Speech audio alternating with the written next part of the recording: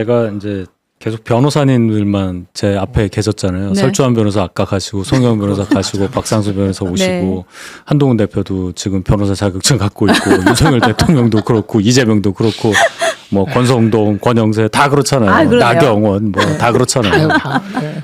저는 경영학을 했는데 로스쿨 다닌 것 같아요.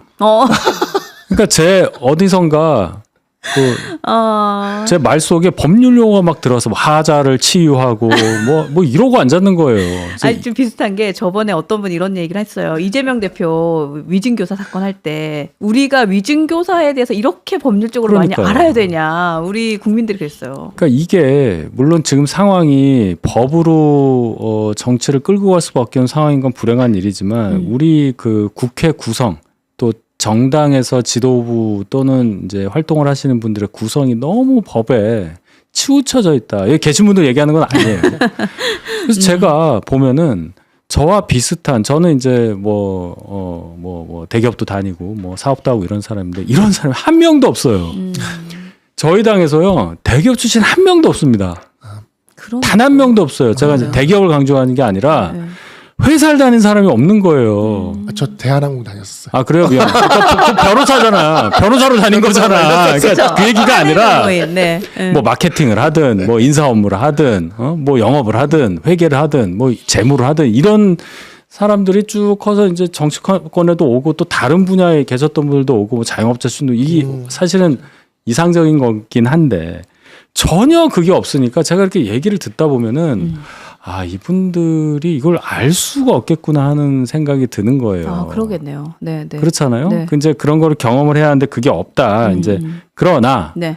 예를 들어 지금 저희 당에 여러분 계신 그 대선 후보 분들 중에 그래도 그런 상황을 이해하려고 하고 어느 정도 사회 상식에 맞는 판단을 하시는 분이 있어서 좀 다행이다. 이번 대선 후보도 보세요. 오세훈, 홍준표 다 변호사 출신이고 그러네요. 김문수 후보는 저희 거 선배인데 저와 전혀 다른 길을 간 분이고 생각이 많이 다르고 그러니까 너무 이게 한쪽 법, 투쟁, 노동운동 딱 요 공적인 부분에만 퍼블릭 사이드에만 다 있었던 모든 경력이 정치 그 자체인 분들 외에 다른 사회 현상을 반영할 수 있는 그런 통로를 가진 분이 정치 전면에 나서는 시대를 꿈꿔봅니다. 저는 윤희석 대변인 말씀에 전적으로 동의라는 게 제가 이제 한진그룹 그 지주사의 준법 지원인을 2014년부터 19년까지 이렇게 했어요. 네. 그래가지고 꽤 길게 했는데 거기가 지주사다 보니까 이런저런 경영적인 판단을 많이 합니다. 그렇죠. 근데 이제 경영적인 판단을 많이 하는데 그럴 때마다 이제 저는 사실상 그 지주사의 유일한 변호사였기 때문에 저한테 법률적인 검토를 그냥 다 맡겼거든요. 그러면 경영적인 판단은 법리에 안 맞는 경우들이 굉장히 많아요. 그래서 법리에는 아니면 회색 지대에 있는 경우나 그러면 저는 무조건 일단은 안 된다고 갑니다. 저는 되게 안 된다고 얘기하는 사람이었어요. 거기 안에서.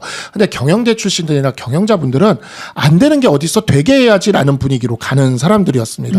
이 둘이 회사 안에서는 계속 부딪힙니다. 계속 부딪히고 사실 근데 그러면서 서로를 이해하게 돼요. 저는 그분들의 그런 판단들이나 경영적인 판단이 굉장히 회사 전체의 이익을 위해서는 도움이 되는 경우들도 분명히 있다라는 거를 그렇죠. 저도 이 옆에서 이렇게 보면서 이걸 깨닫게 돼요. 근데 법은 아주 간단하거든요. 요건과 효과로 구성되어 있어서 요건이 충족되면 그냥 효과는 발생하는 겁니다. 요건이 충족되지 않으면 효과가 발생하지 않는 거예요. 그게 굉장히 건조하고 논리적인 그런 구도인데 그러다 보니까 계속 공식적으로 그렇게 도식적으로만 얘기를 하는 거죠. 네. 그래서 저는 어느 순간부터 의견서를 쓸 때 그거를 나눠서 썼어요. 그러니까 커머셜이라는 지점을 나눠 쓰고 리거를 썼죠. 그래서 커머셜한 부분에 대해서는 거기 사업부서나 이런 데서 얘기하는 대로 써줬습니다. 그러한 장점들이 있다는 걸 얘기를 했어요. 리걸 파트의 우려 지점을 리걸에서 썼어요. 하지만 경영층에서 커머셜과 리걸을 균형 맞춰서 판단하라는 식으로 결론을 항상 내는 방식으로 저는 그렇게 썼거든요. 근데 정치판에 들어와 보니까 네. 오직 법밖에 없는 거예요.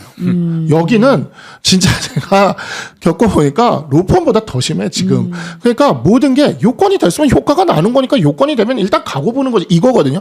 정치가 언제부터 그렇게 됐습니까? 그러니까 법에 있는 요건만 충족하면 다 실현하려고. 요건이 된 것 같으니까 탄핵도 해. 요건이 되는 것 같으니까 계엄도 해. 웃기지만 요건이 안 된 거잖아. 그러니까 계엄은 불법이야. 요건이 안 된 거잖아. 탄핵은 불법이야. 이 싸움만 하고 있어요. 이 안에 어디에도 제가 생각하는 어떤 대화와 토론이라든가 타협이라든가 정치의 기술이 안 들어와 있어요. 전부 법정에서 싸우듯이 싸우고 있습니다. 전부. 네. 그래서 이러한 부분들이 이제 국민들이 질릴 때가 됐다. 진짜 질릴 때가 됐다. 왜냐하면 저도 법률가지만 법률가인 내가 봐도 질린다. 진짜 너무한다라는 생각이 들거든요. 그래서 저는 윤희석 대변인님 같은 분들이 우리 당에서 더 많은 역할이나 일을 해주셔야 된다고 생각합니다. 근데 이게 현실적인 문제 때문인가라는 생각은 사실 하게 돼요. 그러니까 왜냐하면 그러니까 그런 얘기들이 있더라고요. 그러니까 법조계 계시는 분들이 뭔가 고위직까지 하시고 만약에 뭐 은퇴를 하시거나 하고 나면 그 다음에 이제 어느 정도 뭐 변호사로 몇 년 활동하시다가 이쪽 여의도 와서 이제 그 다음에는 권력에 대한 뭐 이러한 욕심을 좀 부린다 뭐 이런 게 수순이다라는 얘기도 있고 그리고 또 한 가지는 기업인 출신들 혹은 직장 생활을 하시던 분들이 정치에 뛰어들었어요 만약에 그러니까 뭔가 좀 큰 뜻을 가지고 근데 이게 생계하고는 연결을 지었을 때 의원 배지 달기 전까지는 무언가 수익을 창출할 수 있는 부분이 없잖아요. 그러니까 이러한 것들이 좀 정치권에 들어오기가 쉽지 않은 분위기가 있어서 이런 게 아닌가라는 생각도 좀 들어요. 아, 그거는 뭐 법조인도 마찬가지예요. 그런가요? 정치권에 들어오셔서 박상수 변호사님께 제가 여쭤보면 예를 들어서 전업 변호사로 하는 거 하고 지금 이렇게 정치 활동 활발히 하는 거하고 비교가 안 되잖아요. 그리고 법조인 출신으로 정치 들어오셨다가 국회의원 한두 번 한 다음에 그만두신 분들 굉장히 힘들어요. 다시 한 10년 정도 다시 돌아와서 뭐 법정 보고 뭐 소송 의뢰인 상대하고 이게 안 된단 말입니다. 그러니까 결론은 뭐냐면 정치를 하려면 이게 사회봉사 아니에요?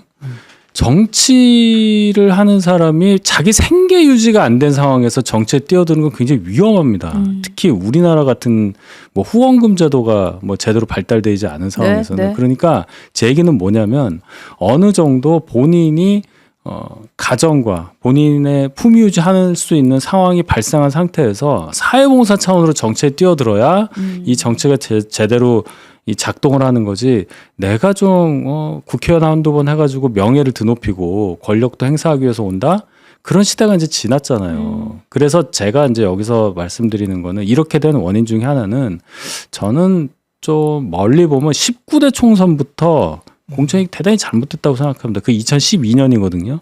19대는 벌써 지금 22대잖아요. 19, 20, 21, 22 네 번인데 왜 그때부터냐? 그때 그 친이 친박 다툼 과정에서 박근혜 대통령이 12년도 대선에서 이제 대선 후보가 되잖아요. 근데 그 대선이 저희가 이명박 정부에서 재집권하는 과정이라 그렇게 녹록치 않았어요. 이명박 대통령 지지율이 별로 안 높았단 말입니다. 그 다음에 총선이 있었어요. 10년도에. 총선 대선이 같이 있는 애여서 그 총선에서 개혁 공천하기가 어려웠던 거예요. 대선을 준비해야 되니까 불협화음이 나면 안 되잖아요. 그 공천에서부터 시작된 상황이 자 20대 대선에 무슨 일이 있었어요? 찐박 공천하다 망했죠. 21대 공천에서 어떻게 됐어요? 미래통합당 황교안 또 망했죠. 이번에 망하고 계속 지잖아요. 그럼 어떻게 됩니까? 남는 사람은요. 결국 기득권 화대에 있는 사람만 남는 거예요. 그게 내려와서 지금 저희 당의 이 딱딱한 구조가 고착화됐다. 그래서 공천 시스템부터 잘못되는 거고 또는 공천 이전에 많은 사람들이 활동할 수 있는 그런 여지가 전혀 없다. 과거하고 똑같아요. 맨날 무슨 위원회를 만들어요. 뭔 위원회를 만들어. 위원장은 항상 재선 3선 의원이고 부위원장은 항상 초선 의원이고 뭐 한두 명 낍니다. 전직 한두 명 끼고 그다음 위원들은 싹 다 변호사예요. 싹 다 변호사입니다. 공감 간다. 맞아요. 네. 네. 네. 그다음에 무슨 뭐 원외 위원장 한두 명 껴주고 그리고 회의 한 번 하고 끝이에요. 제가 한두 번 해봤겠습니까? 아무 의미도 없어요. 기업이면요 이거 그냥 다 해고해요. 이 짓을 십몇 년째 하고 있더라고요. 제가 보니까. 맞아요. 이거 안 됩니다. 뭐 의원회를 왜 이렇게 많이 만드냔 말이에요. 그리고요 보도자료 똑같아요. 당에서 나오는 게 사진 있고 이걸 그걸 또 보도를 해요. 똑같이 통신사에서는 무슨 위원회 위원장 누구 뭐 누구 했고 또 그 자리 들어가려고 난리들을 칩니다. 한심하죠? 그러니까 낮에 이렇게 와서 방송도 하고 회의도 할 직업이 변호사밖에 없어요. 그러니까요. 저는 그지죠. 그게 정말 크고 그다음에 그 말씀하시는 바에 있어서 저는 그래서 총선 공약 중에 그 한동훈 당시 비대위원장이었죠. 한동훈 비대위원장의 정치개혁 공약이 저는 진짜 마음에 와닿았거든요. 왜 그러냐면 저도 정치를 오래 할 생각으로 투신을 안 했습니다. 예, 왜냐하면 저는 변호사 일을 좋아해요. 지금도 변호사 일을 하고 있고. 네, 열심히 하시죠. 저는 진짜 열심히 하고 있어요. 네. 예, 그래서 이 일이 천직이에요. 제 천직. 앞으로도 계속 할 거예요. 저는. 그러니까 정치를 잠깐 한다고 생각하지 내가 변호사를 끊고 정치로 넘어갔다는 생각을 하질 않고 있어요. 그러니까 정치는 그래야 된다고 저는 생각을 하거든요. 진짜 그렇죠. 말씀하신 대로 중요한 얘기예요. 아주 잠깐의 순간에 내 인생에서 뭔가 내가 이거를 현업에서 하다 보니까 안 되는 게 있어. 야, 이거는 법으로 고쳐야 되고 정치적으로 해결할 수밖에 없네. 그럼 내가 뛰어들어서 한번 고쳐봐야지. 성공하면 다시 돌아가는 거예요. 본업으로. 이렇게 해야 되는데 지금 정치는 국회의원들의 사적으로 주어지는 특권이 너무 많습니다. 그러다 보니까 이런 어떤 그 자리에서 은퇴하거나 하신 분들이 그 자리를 너무나 국회의원 자리를 가지고 싶어 하는 거죠. 저는 사적으로 받는 그 특권이나 이런 것들, 인컴이나 이런 것들은 확실히 줄여야 된다고 생각해요. 그걸 줄여야 네. 정치를 사회봉사라고 생각하는 분들이 좀 더 뛰어들 겁니다. 대신 네. 정치 활동을 하는데 제약은 풀어줘야 된다고 생각해요. 제가 그게 이제 지구당인 것 같거든요. 지구당이랑 원애들한테 후원금을 받도록 하는 거라. 지구당과 원애들한테 후원금을 받도록 하면 이걸 가지고 공적으로 쓰는 거는 그 대신 이제 회계감사나 이런 시스템을 투명하게 넣는 거죠. 이걸 공적으로 쓰게끔 하는 거는 풀어주고 대신 사적으로 얻을 수 있는 혜택은 줄여버리면 그냥 공적으로 일을 하다가 자기 분야로 다시 돌아가도록 해버리면 되는 거예요. 어떻게 같은 지역구에 그것도 저는 사실 그런 얘기도 합니다. 그 민주당과 우리 당에 아주 뭐 소위 말하는 공천만 되면 당선되는 지역구 있잖아요. 아, 그렇죠. 거기서 3선, 4선 하신 분들이 있잖아요. 뭐 우선 하시는 분들도 있고 그래요. 그런 이제 지역 기자님들한테 전화 와가지고 뭐 그런 분들이 중진으로서 이렇게 뭐라고 얘기를 한다 그러면 아 그분이요 비례 3번 하신 분이요. 아 그분이요 비례 4번 하신 분이요. 저는 아이고, 그렇게 시원하다. 얘기를 해요. 그냥 대놓고 얘기합니다 진짜. 아이고, 시원하다. 아, 그냥 그렇게 얘기를 해요. 왜냐하면 저는 사실 정치를 그렇게 저한테도 와서 얘기들을 많이 합니다. 너 그렇게 말 막 하다가 정치 오래 못한다? 아니 오래 할 생각이 없어요. 그래서 진짜 똑같아요. 내가 아니 오래 할 생각이 없다고요. 무슨 정치를 그렇게 오래 합니까? 그러면서 저는 그냥 다시 내 분야로 돌아가서 열심히 살 생각입니다. 네 그렇게 얘기를 하거든요. 근데 정치를 오래 하고 생계형으로 하는 사람들만이 지금 남아서 하고 있어요. 아, 그러시죠. 이 부분을 네. 정치개혁을 통해서 바꿔내야 됩니다. 그런데 그러지 않으면 왜 이런 일들이 계속 반복되느냐? 저는 법률가 일을 하면서 이 말 하나는 믿어요. 사람은 할 수 있으면 한다. 할 수 있으면 합니다. 그래서 법이 필요한 거예요. 할 수 없게 하려고.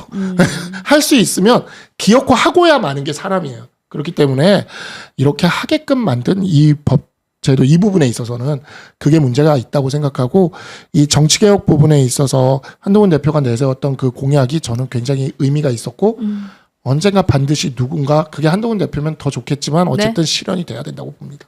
공감 가네요. 그리고 사실은 그 말씀도 좀 공감이 가요. 그러니까 정치를 생계로 하게 되면 진짜 여기저기 눈치 보느라고 정치인으로서의 메시지를 정확하게 낼 수가 없잖아요. 근데 이 부분에 대해서도 진짜 좀 공감이 간다라는 생각이 듭니다.